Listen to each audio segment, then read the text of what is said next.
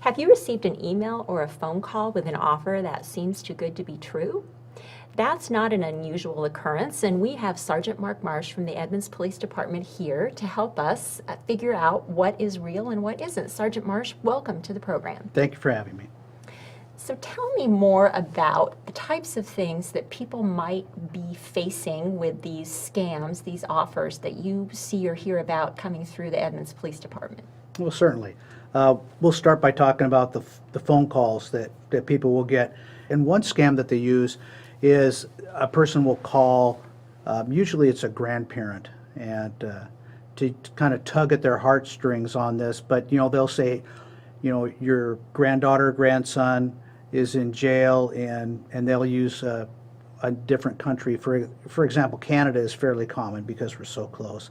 And they'll say, we need $500 to get little Johnny out of jail, for his, unrelated charge, that they'll make up something. And, the grandparent will go, oh, shoot, I really want to get him out. And so they'll ask to have money wired to a specific account. And usually that ends up being somewhere else out of country. And it's not uncommon for Eastern Europe to be used as a location for the money to be sent. And then, once the hook is set, the suspect will then call back and go, little Johnny missed their court date. Now it's $5,000 to get them out of jail. And, we need this money as soon as possible to get him out, or he's going to be sent to prison or something other very dramatic. And, and the grandparent a lot of times will, go, oh, shoot, I really want to do the right thing and help them out and wire the money off. And that money's gone. We'll never see it again, and rarely is it ever recovered. And I know there's also another one that you had mentioned earlier that when we were talking that is very common. And what is that one? Well, that is the very popular lottery scheme. And, you will get a phone call that says, this is so-and-so from the Nigerian or Ethiopian. Those are pretty common.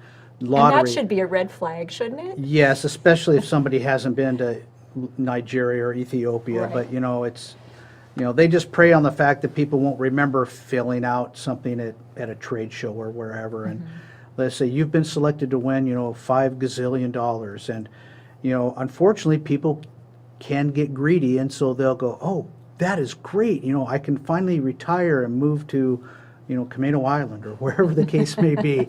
And the person on the phone will go, we will send you your money, certified mail, as soon as you pay a small processing fee. We were talking about what happens just even on your doorstep, coming to your door. What can happen that way that's scam related? Well, we're really getting into the time of year during the summer where we'll have a lot of people going door to door, soliciting, and it's 90% of the time it's elderly people. And they'll come up and say, hey, I was driving by, I noticed your gutters need cleaning, or your roof needs repaired, or your driveway needs repaired, and they'll offer for a nominal fee to make those repairs and just pay me cash up front, and I'll clean your gutters or fix your roof and do your driveway. And they will do some quick, shoddy work so that it gives the appearance of that they're really doing something, and then they'll find something else, like I was cleaning your gutters, I noticed that there's some rot up there and I can fix your shingles, for an extra $500 or $1,000. And they'll even look like they're starting work, but as soon as they get that cash in hand, a lot of times they just leave. The key, as you and I had discussed earlier, is really there is no harm in waiting a little bit to check this person out, right? And in fact, we're going to have on the screen a link to the police department website with some more information about what people can check out.